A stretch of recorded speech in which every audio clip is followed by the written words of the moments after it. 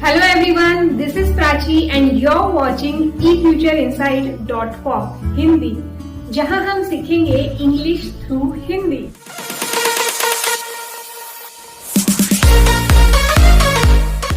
आज हम देखेंगे 30 days English speaking challenge day 8।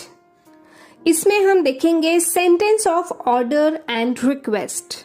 यहाँ हम इम्पेरेटिव मूड के कुछ सेंटेंस देखेंगे। इन सेंटेंस को कोई भी टेंस पर्टिकुलरली यूज करने की जरूरत नहीं होती है। ये सेंटेंस आपको एज इट इज याद रखने हैं और डायरेक्ट प्रैक्टिस करके आप इन्हें बोल सकते हैं।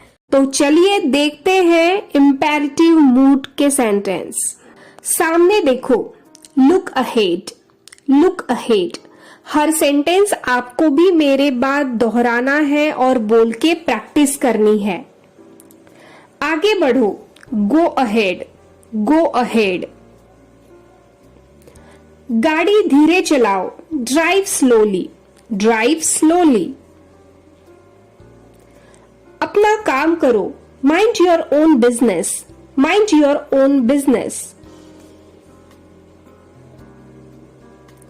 वापस जाओ, गो बैक, गो बैक। उसका ख्याल रखना, take care of him, take care of him. सुनिए तो, जस्ट लिसन, जस्ट लिसन। जल्दी आना, कम सून, कम सून। मुझे देखने दो, लेट मी सी, लेट मी सी। तैयार रहना, बी रेडी, बी रेडी। एक तरफ हो जाओ, मूव असाइड, मूव असाइड। सोच समझ कर बोलो, think before you speak, think before you speak. अवश्य आना, डू कम, डू कम। उसकी खबर देना, inform me about her, inform me about her. मजाक मत करो, don't cut jokes, don't cut jokes. बकवास मत करो, don't talk nonsense, don't talk nonsense. कुछ परवाह न करो, नेवर माइंड, नेवर माइंड। मुझे अकेला छोड़ दो, leave me alone, leave me alone. जाने दो, let it be, let it be।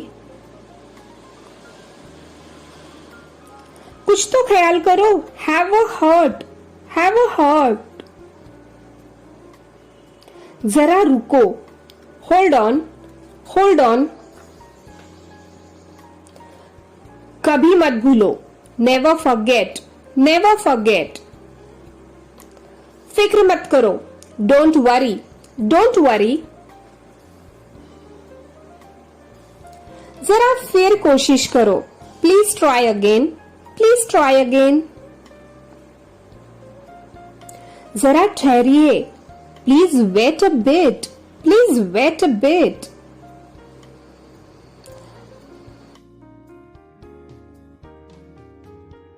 बैठिए, please be seated, please be seated. उत्तर दीजिए, प्लीज रिप्लाई, प्लीज रिप्लाई।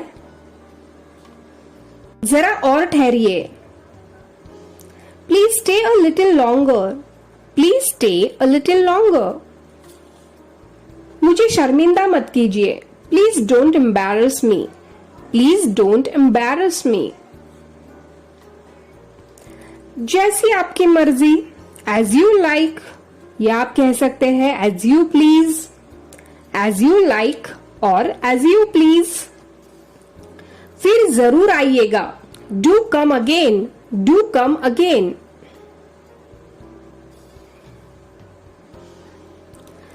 असली बात पर आओ, इधर उधर की बात छोड़ो। Come to the point, don't beat about the bush, come to the point, don't beat about the bush. या आप कह सकते हैं Stop rambling and come to the point. Stop rambling and come to the point. पागल मत बनो. Don't be silly. Don't be silly. यह खुराक लो. Take this dose. Take this dose. मेरे पीछे आओ. Follow me. Follow me. या हम कह सकते हैं come with me. Come with me. काम के समय काम करो, खेल के समय खेलो. Work while you work and play while you play. Work while you work and play while you play. उचित समय पर प्रयास करो. Strike the iron when it is hot. Strike the iron when it is hot.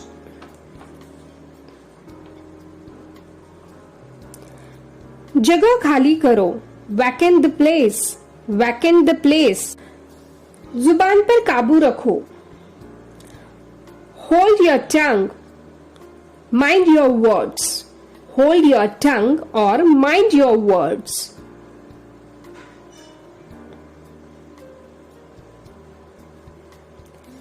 इसे fix कर दो. Fix it. Fix it. संपर्क बनाए रखिए. Please keep in touch. Please keep in touch. अपने आप पर भरोसा रखो. Have faith in yourself. Have faith in yourself. I hope आपने सारे सेंटेंस की मेरे बाद फिर से जोर से बोल के प्रैक्टिस की होगी. यहाँ पे आपको याद रखने के लिए कुछ पॉइंट्स है. वो है, आपने देखा कि is, are, am, was, were, has, had, will, would, shall, should, can, could, may, do, did, might. इस सारे जो हेल्पिंग वर्ब है उनसे अगर हम वाक्य की शुरुआत करते हैं तो वो वाक्य हम प्रश्नवाचक वाक्य वो बनते हैं, उससे हम क्वेश्चन बना सकते हैं. लेकिन अगर वही हम सेंटेंस के बीच में यूज करते हैं हेल्पिंग वर्ब तो वो एक नॉर्मल सेंटेंस बनता है. उसके हम कुछ एग्जाम्पल्स देखते हैं. एम आई अ फूल. एम आई अ फूल. क्या मैं बेवकूफ हूं? और इसका अगर नॉर्मल सेंटेंस बनाना है तो हम बोलेंगे I am not a fool. I am not a fool. मैं बेवकूफ नहीं हूं. ओके, तो यहाँ पे ये एक नॉर्मल सेंटेंस बन गया. और एम आई अ फूल ये एक क्वेश्चन है. वर दोज योर बुक्स. क्या वो तुम्हारे बुक्स है? Those were your books. वो तुम्हारे बुक्स है. Can I walk for a while. क्या मैं वॉक कर सकता हूँ? You can walk for a while. तुम वॉक कर सकते हो, तुम चल सकते हो. मे आई कम इन. क्या मैं अंदर आ सकता हूँ? यू मे कम इन. हाँ, तुम अंदर आ सकते हो. तो हमने देखा कि अगर हेल्पिंग वर्ब स्टार्टिंग में आते हैं तो उसके क्वेश्चंस बनते हैं, और अगर वो सेंटेंस के बीच में आते हैं तो वो एक नॉर्मल सेंटेंस बनता है. अब देखते हैं डू और डीड का प्रयोग नकारात्मक और प्रश्नात्मक वाक्य बनाने के लिए किस तरह से आवश्यक है. कुछ एग्जाम्पल्स देखते हैं. मैं सुबह जल्दी उठता हूँ. I get up early in the morning. मैं सुबह जल्दी उठा. I got up early in the morning.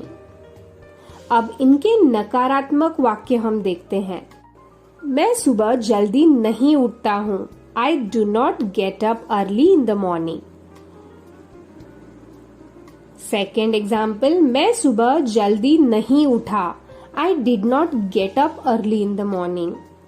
आपने देखा कि नकारात्मक वाक्य बनाने के लिए हमने क्या किया, डू नॉट और डिड नॉट को हमने यहाँ पे जोड़ा है. प्रश्नवाचक वाक्य बनाने के लिए यहाँ डू और डिड सबसे पहले लगा है, राइट. जैसे एग्जाम्पल्स डू और डिड के साथ हम क्वेश्चंस कैसे बना सकते हैं. क्या मैं जल्दी उठता हूँ? Do I get up early in the morning. या हम कहेंगे क्या मैं जल्दी उठा? Did I get up early in the morning. तो इस तरह से आप क्वेश्चंस बना सकते हो और उसके आंसर्स भी बना सकते हो। तो आई होप ये जो वीडियो है ये आपको बहुत ही यूजफुल रहा होगा। इस सीरीज के सारे वीडियोस देखने के लिए आप प्लेलिस्ट में जाके 30 डेज इंग्लिश स्पीकिंग चैलेंज ये सीरीज देख सकते हैं और शुरू से सारे वीडियोस देखिए और जल्दी से जल्दी इंग्लिश बोलना सीख जाइए। Career guidance communication skill related video देखने के लिए चैनल लाइक, शेयर और सब्सक्राइब करें। चलिए तो फिर मिलते हैं नेक्स्ट वीडियो में। Till then bye bye, keep practising.